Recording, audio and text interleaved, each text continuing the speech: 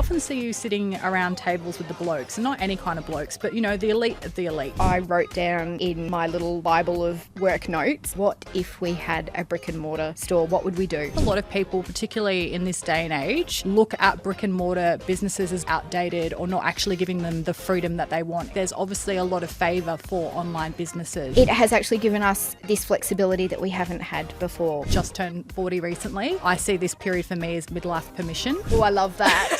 I love that. I'm pitching that. And I'm now closer to 50. It's just a time where I think we've got some wisdom behind us. And so we see the world through a very different lens now. I'm so glad that I actually pushed myself out of my comfort zone. So much sits and waits for us on the other side of our fear and hesitation to take risks. And those uncomfortable moments, I like to see it as our internal warning system. That means go out and do something. It's really important to get advice in those moments from people who get where you're at and where you want to go.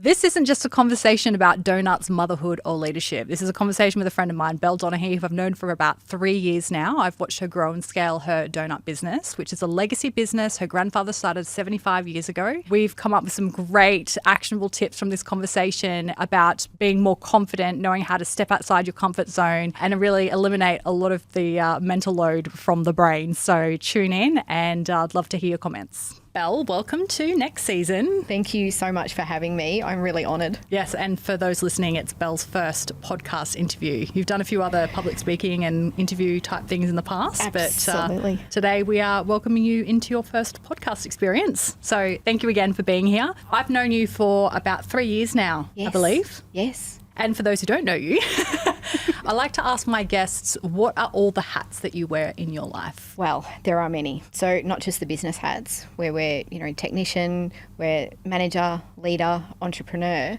I'm also a mother and a wife and household manager and psychologist and all the other things that come with being a mum, really.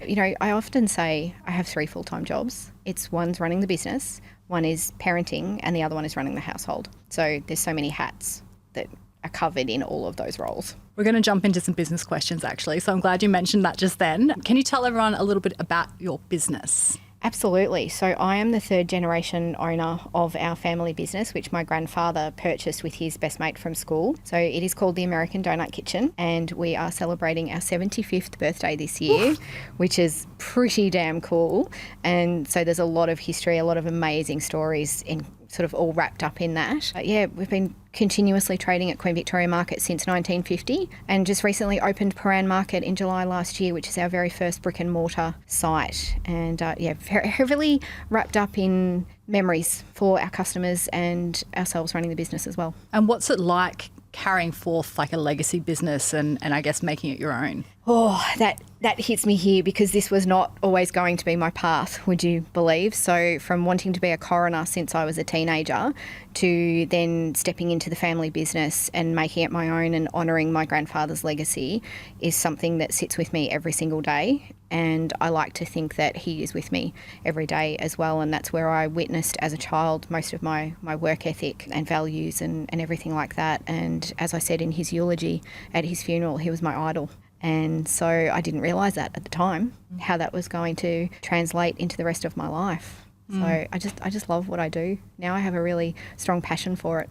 So what were some of the invisible things that you had to kind of, implement on your own as you've gone through that journey? Oh, many invisible things.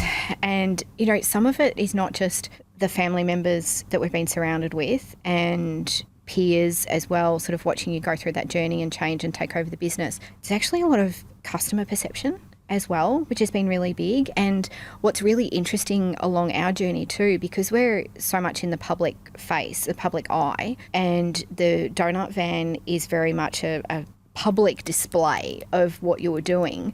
People can see who's being hired and the transitioning of staff and all that sort of thing. And we have a real melting pot of cultures too. So the perception is for customers that the business has been sold. and you've got international people running it.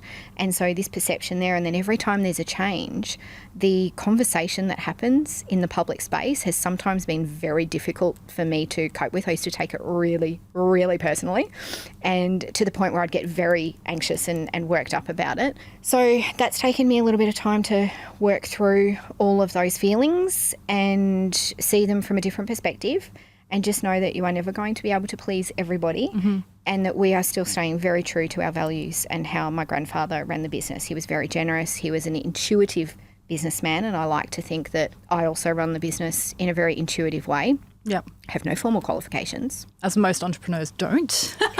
And that was something that I really wrestled with. Yeah. Which is exactly why I joined the Entourage too, because I felt that I was lacking. But now I know that I actually do have that in me. And so there was a lot of invisible, a lot of internal speak, and am I good enough, and can I do this, and all of that sort of stuff. So yeah, it's amazing what goes through your mind, and the stories we tell ourselves. Yeah. That's very much the invisible stuff. Absolutely. Love that. That's a great grab there. I think we'll definitely be revisiting that at some point in the future in some content. We were chatting beforehand, and obviously, as I said before, we've known each other for a few years now, but I've really noticed like your growth has really like kicked off into overdrive probably in the last 12 months, I would say. So your team's now at 25, and you've also moved to brick and mortar as well. So tell me about, how does that feel? That was a long conversation with Paran Market Management, and something, would you believe, that I wrote down in my little Bible of work notes many, many years ago. What if we had a brick and mortar store? What would we do? How would we do it? And it was really, at that time, I didn't realise I was manifesting anything. Didn't really know what manifesting was. I was just writing it down because I'm a list maker, right? Yep. Incessant list maker. And when we had those conversations, we weren't quite ready for that. And then they actually wanted the van at first, and the van wouldn't fit. And so we explored the idea of doing brick and mortar, and the space that we've occupied now is undergoing a really, really big shift. And so we're like, why not? Let's do it. And it's been such a journey and such a learning curve there. We didn't know what we didn't know. Oh my God, do I know things now? I did not know. So, you know, going to another brick and mortar along in our future, we will know a lot more, and I guarantee there will be things that we still don't know what we don't know. That's interesting you say in your future. So this is something that the experience has taught you that you want to do more of it. Yeah, I probably wouldn't have said that last year because it was quite intense, and we took on too much at once too, just with moving location of the warehouse, opening up a brick and mortar, designing that, the fit out, all of the permits, all of that sort of stuff, and the team growing as well. So we did a lot, too much, I would say, but it hasn't scarred us enough to say no to doing any extras. Yeah, I think it's really fascinating because I think a lot of people, particularly in this day and age, look at brick and mortar businesses as, I guess, like sometimes being a bit outdated or not actually giving them the freedom that they want as an entrepreneur to be able to kind of work from anywhere. Like there's obviously a lot of favour for online businesses as opposed to brick and mortar. So for anyone listening, what would be, I guess, like the selling points to doing brick and mortar, and for people to consider that so that they've got more options without feeling like it's the wrong choice for them? It depends on your business. And for us going to brick and mortar, it actually has given us more flexibility. Interesting. Because the donut van is quite rigid, and it's essentially like a little mini production line inside that space. And so being able to move into brick and mortar, we've got more space. We can explore different flavours. We can explore different offerings. We're doing coffee, which we've never done before. And of course, coffee and donuts go beautifully together, even though I despise coffee. I'm a hot chocolate gal. But to be honest, our hot chocolate is divine. So now I'm a hot chocolate snob, not a coffee snob. But it has actually given us this flexibility that we haven't had before, with extra space and having a destination space that people can come and really buy into your story. We have a timeline on one of the walls within the shop, which is really lovely for people to come and see. It's a completely different vibe there as well. And so I think you just need to go with your gut. Again, coming back to what I was saying before, I'm a very intuitive business person. Yeah. So you do what's right for you at the time, and what you felt was right 5-10 years ago may not necessarily be what's right now. And I used to beat myself up about those kinds of things. I go, why don't I still feel like that? Actually, it's completely okay because we change. And society changes and our businesses change and we're forever evolving, and there is nothing wrong with that. That's a good segue. We are constantly changing. We're getting older and wiser too. Oh, yeah. And one of the things that I wanted to talk to you about is, obviously I've just turned 40 recently. I see this period for me as midlife permission. Oh, I love that. I love that. I'm pinching that. And, again, because we know each other and we've had, some great little offline chats about this sort of stuff, I wanted you to share with the listeners, your experience of what it's been like being in your 40s, juggling, all of the hats, motherhood, ambition, and how you've been embracing it. Yeah. Yes. It didn't happen straight away. And I'm now closer to 50. I've only got 3 years to go, still in my 40s. So it didn't happen straight away. And I don't think I was as conscious of it as it was happening. It's more sort of now in the last 12 to 18 months that I've kind of looked back and gone, this is a really good phase of my life. And of course, it doesn't come without challenge. There's many of them, personal and professional. But it's just a time where I think we've got some wisdom behind us. We've got experience behind us. And so we see the world through a very different lens now. And that lens is really beneficial to be able to see things in very different ways. I used to react to things quite quickly. And now I come from a place of curiosity instead of getting really angry about something and something didn't go my way or someone didn't do it to my expectations that were probably only existing in my head and I didn't communicate it to them. And so one of my favourite quotes right now, or mantras, is curious, not furious. Ooh, love that. It's really quite powerful, and so I keep revisiting that. And I think that, being in my 40s and just realising that there are different ways of doing things and stepping into your new identity, and I certainly have too, and just not apologising for stuff anymore. It's like, this is me. This is who I am. This is what I enjoy. Yeah, I might work a lot, but paying more attention now to enjoying life as well. And this new identity of yours, is it something that welcomes all parts of who you are? Bloody oath.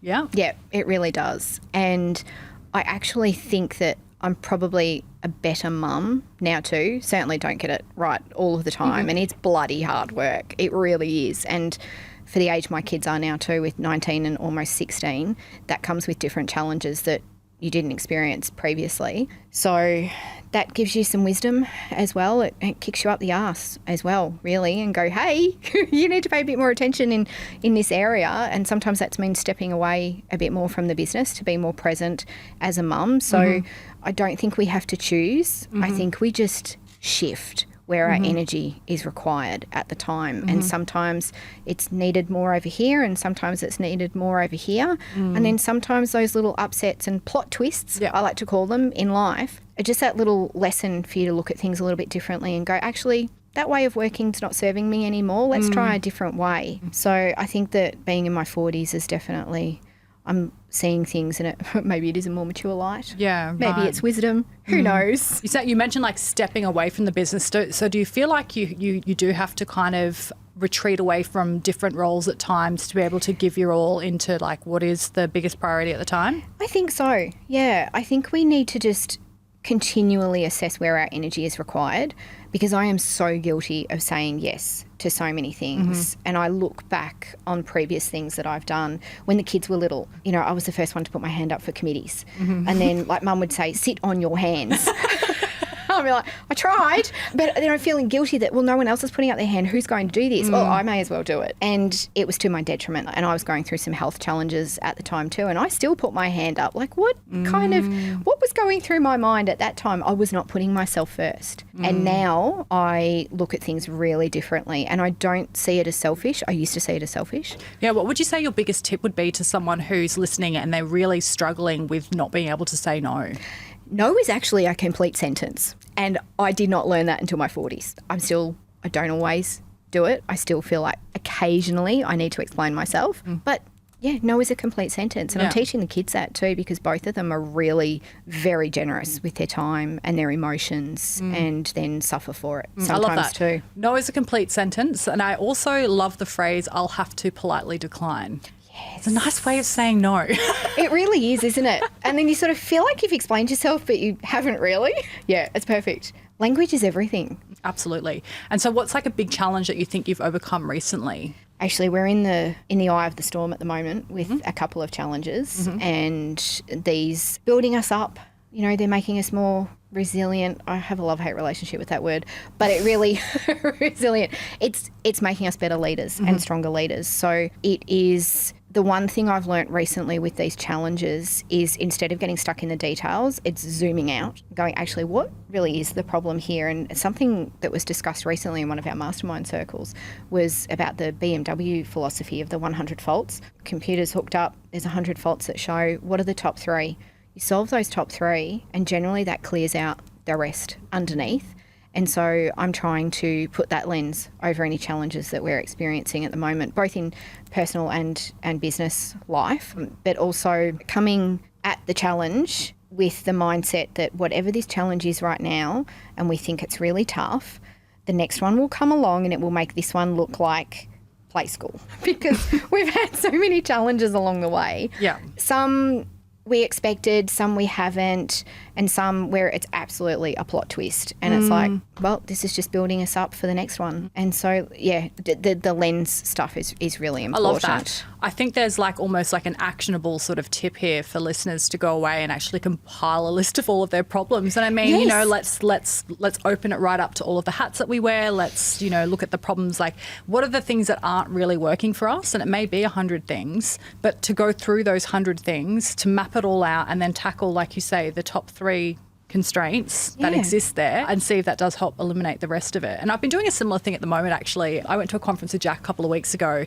and we talked about drainers and no-brainers. So often, you know, the drainers is what's holding you back and, you know, pulling your energy in the opposite direction of actually wanting to propel forward into the no-brainers and things that are going to light you up and the projects and the things that you want to bring to life and the visions that you have. And I have a lot of drainers. Most of them are life administration type things. I feel you. But I literally bought a board and I bought a couple of packets of Post-it notes. So I've got the green ones and the blue ones. And I've started writing just like whatever the drainers are on one Post-it note and sticking it on the left-hand side of the board. So the drainers on one side and the no-brainers on the right-hand side. So I can visually see like how many of them are there. But then also on any given day, I could literally just snap one of those Post-it notes off the board and get it done and dealt with. Yes. Because unfortunately, I have lots of to-do lists and it's just overwhelming sometimes.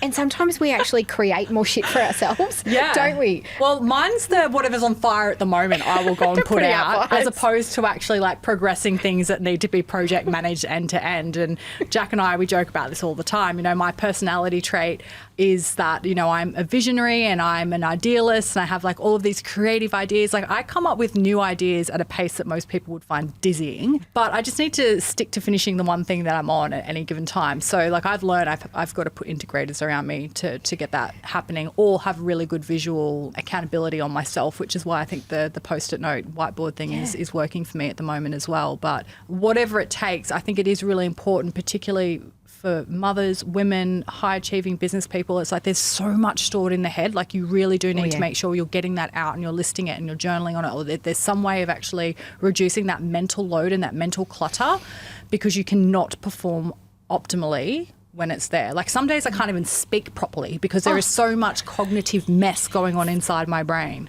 Cognitive mess. Yes, that's what my brain is like. Absolutely. And you need to visualise it.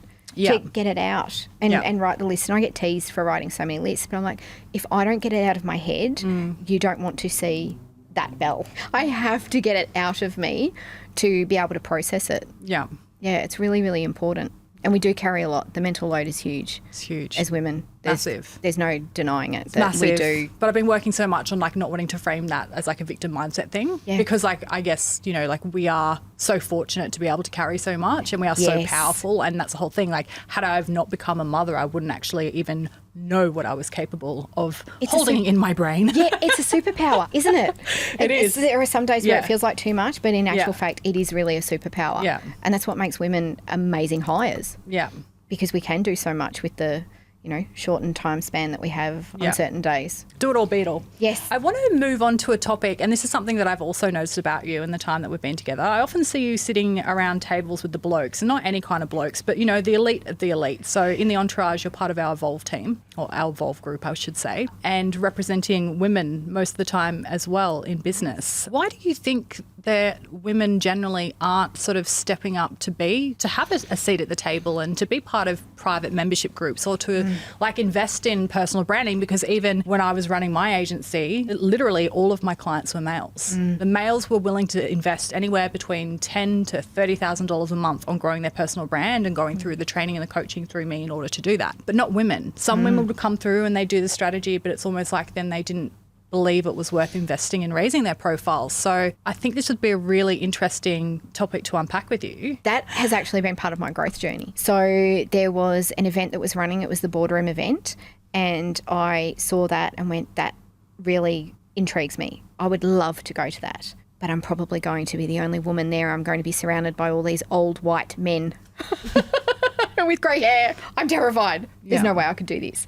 And spoke to one of the other people in our network. So Frances Quinn was actually the one that was like, do it. You won't regret it. And that was actually the first event that I came to where I got to meet Jack face to face and sat in that room. And there were other women, but of course we were outnumbered, as is very much the case most of the time. And I remember sitting in there, and of course I was a very different person back then to who I am now. And I thought, you know what? This is nothing like what I had preconceived, the story I was telling myself. It's nothing like that. These other people are experiencing the same kinds of things that I'm experiencing. And at that particular point in time too, I was not in the same position that I am now, of course, with work. I was very much the employee. I was helping mum out. Yes, my knowledge of the business had increased or surpassed her knowledge of the business by this stage as well. But it was just that little window into where I could go and the kinds of people that were running businesses as well. And they really weren't the people that I thought I'd made up in my mind. So that was just the very beginning. And there are times where I sit down and think, wow, I'm the only woman here. But it no longer intimidates me. Like years ago it would have. But the other thing is too that I'm surrounded by these incredible people too. And of course that's not always the case. That sometimes those situations do live up to our expectations and the stories we're telling ourselves, and we are sort of put down or thought perceived to be lesser just because we are women. But in this environment, it's really built my confidence and I feel so supported and heard by the guys that I'm surrounded with. And I have learned so much from them. And I would like to say that they've learned a lot from me as well, because there was one of our sessions in particular where we walked away for a break and one of the guys was like, I really love what you have to say. You're a really smart lady. And I was like, oh, okay. Well, thank you. It was kind of a surprise to me. I think because we don't give ourselves enough credit, and that comes back to we don't give ourselves enough credit. And so that's why I think women probably don't take that leap into investing in themselves.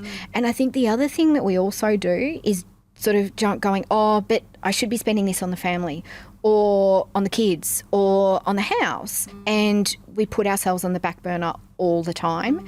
And it probably also loops back to what we were saying before, as being in our 40s, Belle doesn't go on the back burner anymore, because doing the things that light me up means that I am a much better businesswoman. I am a much better mother. I am far more present. And so we need to just follow our gut and stop making those excuses and stop telling ourselves that we should be putting others first, because by putting ourselves first, we actually then show up because much better. I generally believe that like the men invest in these things, like they join these groups, they invest in coaching, they invest in the personal brand piece, whatever it might be, because to them their identity is very much the provider identity. So anything that they're investing in being able to be a better provider, they would feel no guilt about. If anything, it makes a very, very smart investment decision in their brain. But as you say, on the contrast to that for women, it's, but am I investing in myself, and is that selfish, or should I be investing in my family, or should I be investing in our future or our financial stability? It's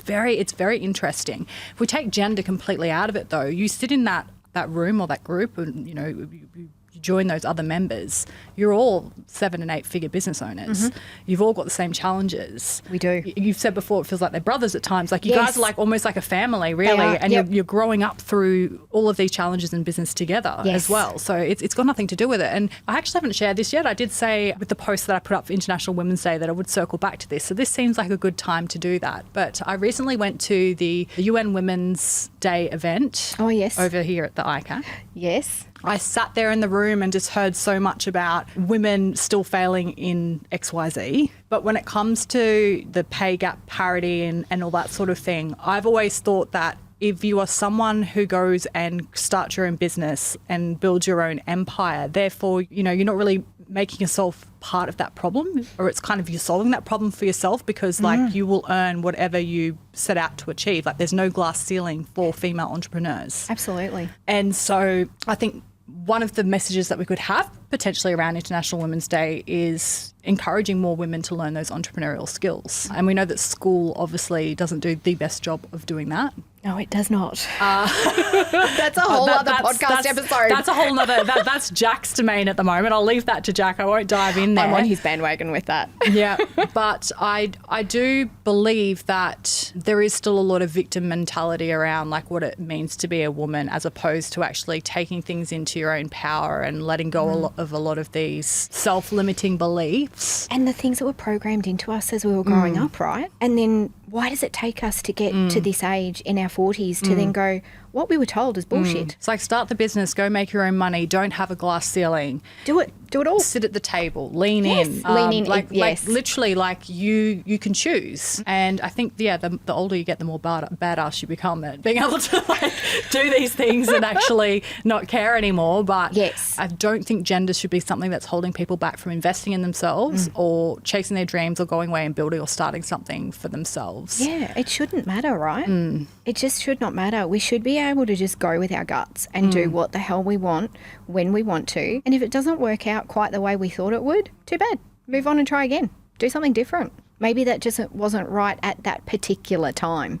Just because it didn't work then doesn't mean it's never going to work. It just means that that time wasn't the right time for that thing or for you. Maybe you weren't in the right headspace for that at the time. No.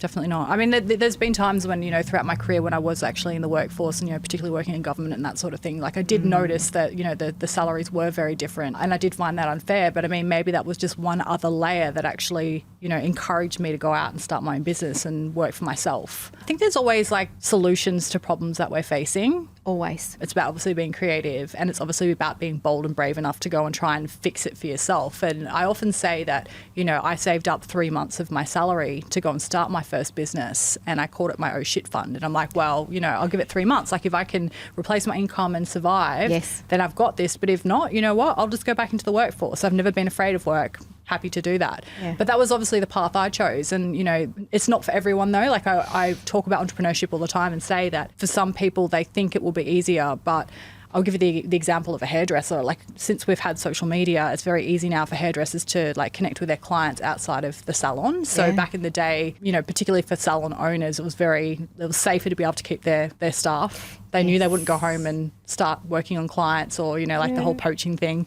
But nowadays, a lot of hairdressers will get sick of being an employee and think, well, I'll just start, doing it from home or I'll go visit my clients. They do that. They charge the same amount of money that was going on in the salon. They pocket it all because it feels like just money straight to them. They're used to just getting paid when all of their tax and everything had been taken out. Yes. And so they're pocketing all the money and then they get the tax bill or, other, discretionary expenses that come up because I've always sort of like for every dollar you earn in business, you've got to kind of like a third goes to you, a third goes to the ATO and a third goes to the cost of running the business. What happens to a lot of people who go and start a business from scratch is that they take 100% of that money and they spend it all. And then normally people will be self-employed, I guess, like we're talking more solopreneurs probably in these kind of examples. They'll get maybe 18 months to 2 years before the financial situation is so dire that they go back to the workforce. It just becomes too stressful, but it's a good lesson to learn for an individual because then they get a feel for what it is. It's like, okay, well, I thought business was this whole like freedom, money, like life on my own term. The E-myth, right? Yeah. The technician goes and starts the business and then doesn't understand all the other hats that they need to wear. And it's a whole different world out there and you learn as you go. And some people are cut out for that and some people weather those storms and see it out through the other side and some don't. And I think a lot of that has to do with our perspective and our attitude and how much we're willing to push through that discomfort. And I am such a strong believer too that each time you're feeling really uncomfortable, you are just on the precipice of growth. Oh, absolutely. That's me to a T. And even sometimes going to something for the first time, like a new event or meeting new people or like, embarking on some kind of new experience, in the hours or even the day before leading up to that, like I feel so anxious, and so like every part of me is like, I don't want to go. This is, you know, I like literally will like almost talk myself out of it. At that point though, I see it for what it is and I'm like, oh my God, I know what's happening here. You're literally trying to back out of this, which means that on the other side of this, something truly great is going to happen. And normally it is. It's like you just get this one amazing connection of a new person that you never expected to meet, or an opportunity, or, you know, you just go and have a good time. Exactly, and try something new. And it is hard being that new person in that new environment. But it's often so empowering because once you've done it for the first time, you can sit back and go, oh, yeah, I did that. That wasn't as bad as I thought it was. Again, the story we're telling ourselves, right? And I've done things like that before too, and just sort of go, no, I can't do this, can't do this, can't do this. Oh, okay, I'm just going to have to do this, and then get to the other end of it and go, oh, that wasn't so bad after all. Now I can go out and do it all over again. And sometimes it is, like you said, a new connection, or it might be just one grab that has resonated with us. And you might not realise it at the time. It might be a week, a month, or 6 months down the track. And you're like, oh, that thing that I heard back then, oh, that's actually really relevant to me right now. Yeah. I'm so glad that I actually pushed myself out of my comfort zone, put my big girl pants on and did it. Yeah, absolutely. It's just sometimes those nuggets of inspiration that you find from those experiences. And I even find it too sometimes, not necessarily going to events, but, you know, listening to different podcasts or reading different books or just having conversations with different people. It can sometimes just birth something inside of you, like a thought or an idea that you never had before. And it can feel so inspiring, and it can just give you that energy and that, like, I mean, for me, as we said before, I have like a million ideas at any one time. So I probably don't need to go out and have too many of these inspiring moments. I just need to stay on track. But for, I think it's a really good message for anyone listening that, you know, so much sits and waits for us on the other side of, like, I guess, our fear and hesitation to take risks and to try things that are new. And I think particularly for women who may be struggling a little bit, like particularly going through different seasons, you know, as I have with, you know, becoming a mother for the first time and, you know, moving interstate and like all of the change that I've been through as well. It does knock your self-confidence around a bit because you start to like feel a little bit, you know, fragmented as, you know, like your identity just shifts and changes so much. So you feel a little bit fragile. To be honest, that's like you're like the disco ball. You're like lots of little shiny pieces of mirror and together you're great. But yeah, I think the important thing is like it's in those moments where you actually need to like really like dig deep and push yourself to like get out there and do things. Like it's very, very easy to just sit there and hide. Absolutely, because it's new and it's unfamiliar and it's uncomfortable, right? Yeah. And those uncomfortable moments I like to see it as our internal warning system that goes, you know what, that means go out and do something. Do something about it. Because at the end of the day, we always have a choice. It's whether we actually choose to make the choice to make the change. So much great advice here. It makes me think of the flip side to that. What is some of the worst advice out there? Like, let's talk about that for a little bit. Like, what's some of the worst advice that you've received? Oh, my goodness. It's really hard to kind of pinpoint it. I think because I probably received it at the time and steered over it and then just pushed it away and went, don't need to worry about that. But I think in more recent times, I think that I did have some voices around me that were saying just walk away from, particularly because taking over the business was a really turbulent experience. It was a really turbulent journey and it dragged on longer than it really needed to as well. So again, lessons in that, which weren't particularly things that I could control at the time, but I witnessed things that I sort of went, okay, these are really good lessons for me to observe. And so I did have some people around me that were like, just walk away. And there was that one part of me that was really close to going, could I? Could I actually do this? Yeah, I probably could, but do I really, really want to? And at the end of the day, I'm so glad that I pushed through that immense discomfort and the immense uncertainty, and by God, were there tears and yelling, just like, and ripping plants out, rage after a certain situations. Like, it's not all rainbows and unicorns, right? It is bloody hard work. And so, but you need those moments. You need to lose your shit sometimes. And even if it is just on your own and ripping plants out in the garden, well, it's going to come out anyway. Probably better to be on your own. It's like so much more embarrassing when you lose your shit in front of someone else and they're like, hey, I don't know who that person was. Yeah, like, oh my God, what just happened right in front of me? This person shapeshifted. But those moments, don't let those voices bring Who are you down. those voices though? Because this is the thing. Like I'm having a lot of conversations lately about people who are sick of kind of taking other people's opinions or feeling like they have to listen to everyone else. And like quite often we say that we're taking so many opinions and other people's like guilt and put down from people who aren't even where we want to be. And so I think a lot of it is when people tell you to give up, it's because I feel like they are checking out a bit, or like it's more comfortable to like check out and just be comfortable. Yeah. So sometimes it's like, where was that advice coming from? Because it's really important to get advice in those moments from people who get where you're at and where you want to go. Instead of the advice coming from their perspective of fear. And so there's in those very moments, what I've now learned, and another quote that I absolutely love, is that one person's appetite is another person's indigestion. And I've seen that happen really closely around me as well. And just going, well, just because that's been your experience, again, the lens, they've seen it through this lens, that's not my experience. And I'm more comfortable with being uncomfortable. I wasn't in the past. That's one of the ways that I have grown recently, and just going, okay, where are you actually coming from? Either seek first to understand. Where's that advice really coming from? Do you just not want to see me succeed? Are you uncomfortable because of my ambition? Are you uncomfortable because I've been able to do a bit more? Or maybe you wanted to and you didn't have the courage to. And so sometimes, unfortunately, a lot of people I have found come from a place of fear. And so the ones that I like to surround myself with are those that just as crazy as me, but also they can bring you back down to earth as well.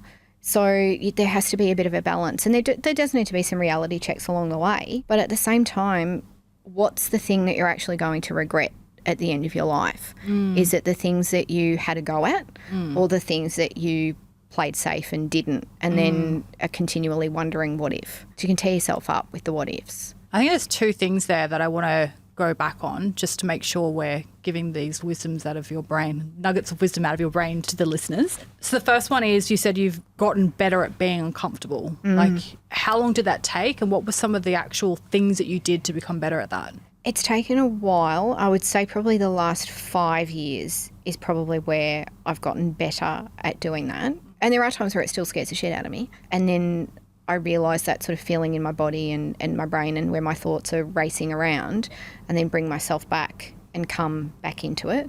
Meditation has helped too, even though I'm not doing it as regularly right now. I need to. I often say me meditating makes me a little less psycho. That's one of the things that has really helped me get some perspective and focus on what I can control and what I can't, and what's really worth getting myself worked up over. Because at the end of the day, those little things, it's like, don't sweat the small stuff. And we do still catch ourselves doing that. Oh, yeah. It's human nature. Absolutely. So it's really just really reconnecting with yourself Centering. and having, centering and really understanding like where your thoughts are coming from. Yeah. Is this real? Is this true? Is it mine? Is it yours? Is it mine? Is it coming from this other little voice in my head, or a voice that I heard make some throwaway comment many years ago, or something like that? So it's just, coming back to self and working through what this actually is. What are the desired outcomes? What are the potential outcomes? And just really sort of working through it. And I work at a really fast pace. I always have. Sort of, even when I first had Charlotte, Mum said it was like I was on red cordial. I was like the Energizer Bunny on red cordial. But I've always been like that. And I don't know where that necessarily comes from. And sometimes that serves me well in business, and other times it's too fast. Yeah. And so it's Can relate. Exactly. That's why we get along so well, because our brains are wired similarly. So, and sometimes you just got to calm yourself down and go, actually, my desire to go fast is actually slowing me down. So it's just take a breath, Belle, calm down. It's okay. You can still get this stuff done. Just analyse it just a little bit. Don't overanalyze it. Don't overthink it, but just take a little bit of a breath. Yeah. Yeah. Don't rush through it. Good advice. Yeah. Second thing I wanted to touch on, we talked a lot about like getting amongst the right people and getting the right advice. So how have you built your tribe, and what are your tips for people needing to build a tribe of like-minded individuals? Being around other business owners has been an absolute soul-nourishing experience for me, because it is lonely, and also because being in a family business is a really interesting dynamic. And as I said earlier, I wasn't going to do this. So when my grandfather was alive, I observed him working. I worked in the donut van as well. I got thrown in there, with no notice. When my grandmother was sick, worked in there. I was working 6 days a week as we were saving for our house. I was working in a corporate job and then working in the donut van on the weekends to save extra money. So building the tribe was really important for me. And that actually the reason I reached out to the entourage was because I felt inadequate. I didn't have that piece of paper to say that I was, a business. An MBA. An MBA, Master exactly. of Business. And it's amazing how many people I know now who do have MBAs are like, well, that was useless. I'm like going, oh, thank God for that. But that preconceived idea that I had in my head that I needed this piece of paper, the entourage came into my awareness and reached out and went, I'm not the owner, I'm not the co-founder, not a founder. Can I join? I just feel like I need this. The community and just the knowledge as well.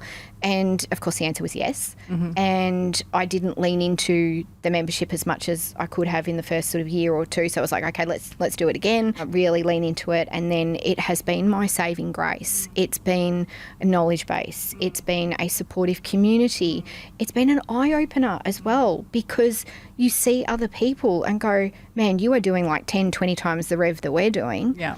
But you've got the same problems. Yeah. Or similar problems, or we've experienced a problem that you haven't experienced yet, and we're learning from each other. And you sit at those tables and those mastermind circles that we do every quarter, I absolutely love. And that's been the biggest eye-opener, to be sitting in those rooms and we table our biggest challenge or opportunity and go, wow, you are doing the same thing I'm doing, and just because your business is bigger or your team is bigger or whatever, we're actually really more alike than we think. Yeah. And it's quite affirming to be in a room of people like that. And when you look at other people and think, they're way more successful than you, what does success really mean? We all have different measures of it.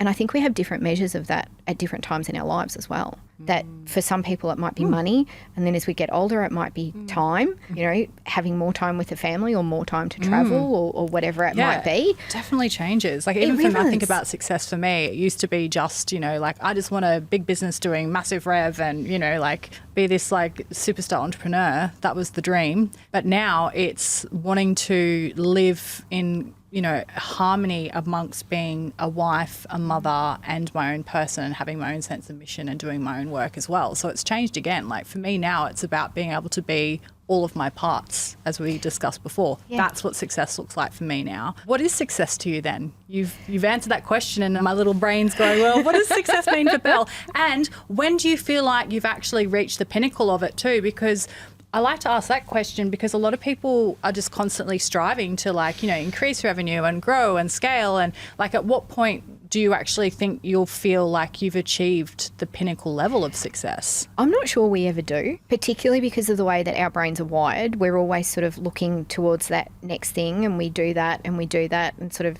chasing that dopamine hit, I guess. But I think it's more about bringing ourselves down to living in the now and what means the most to me right now. So there's different seasons, just as there is different seasons throughout the year, there's different seasons in our life, and sometimes those different seasons come a lot closer together than we anticipate. And I think it's just about choosing what's really right for us at the time, and it does change, and that's okay. And don't beat ourselves up for the fact that all of a sudden we're sort of shifting and we're feeling a bit uncomfortable and going, why do I no longer like that? Why am I no longer feeling uplifted by spending time with those particular people? It's because there's shifts, and that's okay, because we're continually on this path of evolution, and that, reaching the next point, reaching the next point, reaching the next point. I'm not sure that there actually is a pinnacle, particularly for me. And because my kids are older now and I've gone through many different seasons, and what I thought would be my pathway has changed multiple times. When Charlotte was born, I was hell-bent on being a stay-at-home mum. I didn't go back to my corporate job because I didn't want to be travelling and then not be able to spend time with her. Justin wasn't working in the business at that point either, and so I was on maternity leave, then started helping mum out, still wanted to be at home with Charlotte a lot, and of course I had the luxury of being able to bring her over to mum and dad's, so we were working from their home office at the time, and did that, and that was part-time and sort of built up. Then Zachary came along, and I was like, oh yeah, this is still okay, and then all of a sudden it just shifted, and I was like, I need full-time work. Different kid. Yeah. Completely different child, social being, needed to be at daycare. It was the best thing for him. He needed to be around other kids. He needed to be stimulated in ways that I actually could not provide him. Yep. Charlotte was such a chill. She would sit for ages and do puzzles at like 2-3 years old. This one, hurricane, man, like just can't sit still. And so I couldn't provide him what he needed. And I struggled with that for a while and going, hang on a minute, but this is not what I thought this was going to be. And then started working more and more. That's what fueled my soul. And I was still able to be at home, cook dinner, be with the kids, family dinners, always family dinners, even now, as much as, you know, you get the grunts and everything from teenagers. We always still sit down, as long as all 4 of us are home, we sit down and we have dinner together. And I think that's really, really important. So, I don't think there is necessarily a pinnacle of success. It ebbs and flows. Well, maybe success to you is that you can sit at the dinner table, all 4 of you, and talk about your day and share a meal. And be able to bring the kids along on a business trip if I want to. Yeah, because Zach's here today with you. Exactly. My coach. He gave me a pep talk before we started, which was gorgeous. Yeah. But, it's that flexibility. I think the flexibility and making up our own rules. Yeah. And realising that there are actually no rules. Yes, this is the thing. It's the whole, like, you design your own rules. You don't have to go with the status quo. Don't listen to anyone else. Like, don't do what society expects of you. Yeah, screw the status free quo. reign. Yeah, absolutely. All this talking about seasons and stuff that you've been in, how would you describe the season that you're currently in? It is ebbing and flowing. It is challenging and it's teaching me a lot. And it's teaching me to be more present and see things from a different perspective. And each day sort of shifts a little bit. And I still criticise myself a lot and question what I'm doing and am I doing the right thing. But then also trying to coach myself as well and go, actually, do you know what? You might not always get it right, but if you're going to learn something from it, and as long as you're awake enough to actually notice those little lessons, I think that's the other really important part. But I'm excited about the phase of life I'm in at the moment. My kids are older. We can have these really amazing, robust conversations over the dinner table where I often sit back and go, man, you kids are smarter than me. I was like, who are you? So it's quite exciting and being able to share stuff with them when they're older too. So I think that's a really nice part of motherhood at this point too. And we can have really fun conversations too where we can laugh with each other and give each other shit and just... be a family and have fun and share the highs and lows of the business too. Because I don't expect the kids to step into running the business. They both do work in it every now and then. Charlotte is working in it on a weekly basis at the moment while she figures out her path. It turns out she's quite a good little barista. And Zachary switches on when he gets into the retail environment. He just loves it. He's a people person. So, just enjoy it while it lasts and know that it can change at any time. And when that next change comes, roll with it. It's okay. Yeah, awesome. So I've developed 3 questions that I'd like to start wrapping my show with. I love this. The first one's a little bit of an extension of where you just were. So this season of my life feels like... excitement. Love that. One thing I'm apologising for is... loving work. And finally, I want women listening to know that... don't hold yourself back. Just go with your gut and do it anyway. Because at the end of the day... you'll regret what you didn't try. Boom, mic drop. Thank you so much for your time today. I'm sure that the listeners are going to get some incredible, valuable information out of this. So I hope thanks so for being too. here. And are you coming to retreat? Of course I am. We'll have to have a cocktail in Hayman then. Of course Couple we of months' are. time. Looking forward to that. Yes, it's creeping up very, very quickly. I cannot wait, and neither can Justin. We need that sort of time away to deeply connect with our people and take a little step back from the business and allow our team the space to grow and step into their next season as well. Amazing. I'll see you there. You will. Thank you.